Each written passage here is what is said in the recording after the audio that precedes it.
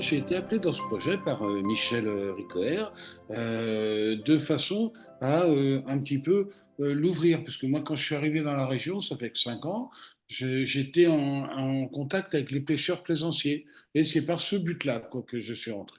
Et donc actuellement, je suis secrétaire de l'association. Je m'occupe beaucoup du site Internet, mais on s'occupe aussi lorsqu'il y a la médiatisation. Par exemple, pour répondre à une réflexion de Michel tout à l'heure, je suis allé plusieurs fois dans des classes et j'avais demandé aux gamins, première, qu'est-ce qu'il y a sous la mer?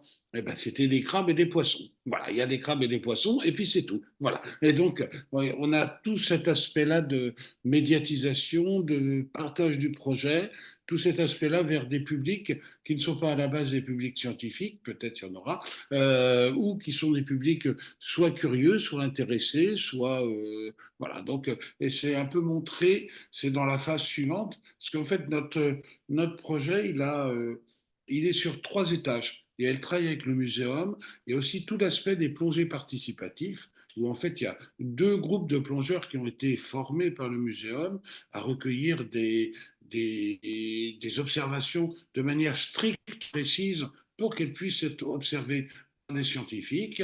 Et le 3e étage, c'est le grand public, les enfants, des touristes, des gens du coin, des élus aussi, des élus politiques, hein, parce que la mer, elle existe, mais qu'est-ce qu'on en fait, quoi. Voilà. Et c'est ce 3e étage aussi à partager avec plein de gens. Voilà. C'est un projet que je trouve assez riche et porteur d'avenir.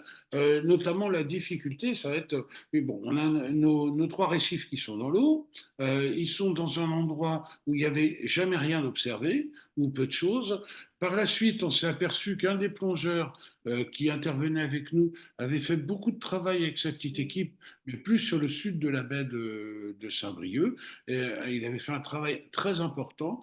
Et lorsqu'on a un peu comparé ce qu'il observait sur nos récifs avec ce qu'il avait observé avec son groupe, on s'est aperçu finalement d'une richesse énorme des fonds marins, même si on n'est pas dans des mers chaudes ni des mers du Sud, donc on ne va pas avoir des algues et des grosses bêtes et des choses comme ça. C'est tout souvent en petites catégories qui arrivent, et puis on s'aperçoit, il y avait des espèces que je ne connaissais pas du tout, moi.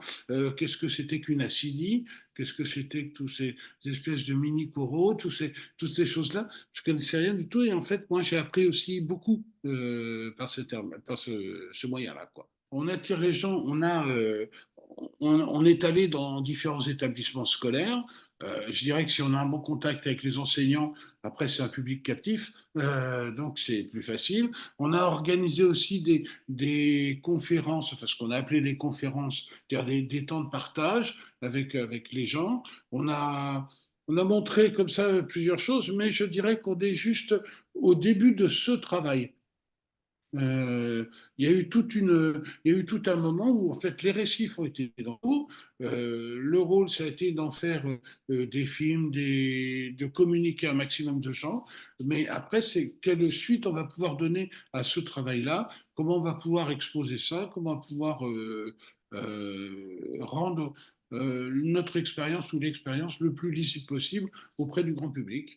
Quand on a des plongeurs, on a invité des gens sur un bateau, des plongeurs sur le fond de l'eau, et en direct, ils ont pu observer ce que les plongeurs voyaient. Au travers de ces expériences, on a eu une couverture de presse assez importante par toute la presse régionale du coin, par la télé, FR3, Télé Sud, des choses comme ça. Ça, c'est quand on fait des grands événements, enfin pour nous, hein, des grands événements, le but c'est d'avoir une couverture médiatique de façon à ce que ça en parle aux gens. On a aussi autre chose dans le coin, quand on fait des conférences, on arrive même sur Plouézec à attirer une centaine de personnes. Des gens du coin, des anciens pêcheurs, voilà, ce qui n'est pas négligeable. Voilà, c'est un petit peu par rapport à la taille de notre association, c'est bien. Voilà. On serait bon, une association beaucoup plus grande avec beaucoup plus de moyens. Bon, il y a un autre exemple qui est intéressant, comme quoi le projet prend de l'impact. Pour préparer la journée du 8 octobre, il nous faut du monde. Et donc, Michel a demandé à des réseaux. Et au départ, on était 5 ou 6, et maintenant, on se retrouve à une quinzaine. Voilà, pour préparer, accueillir les gens, toutes ces choses-là. Voilà. Donc, c'est des choses où le projet, il avance comme ça, tout doucement. Et puis, il fait écho dans la tête des gens. Voilà.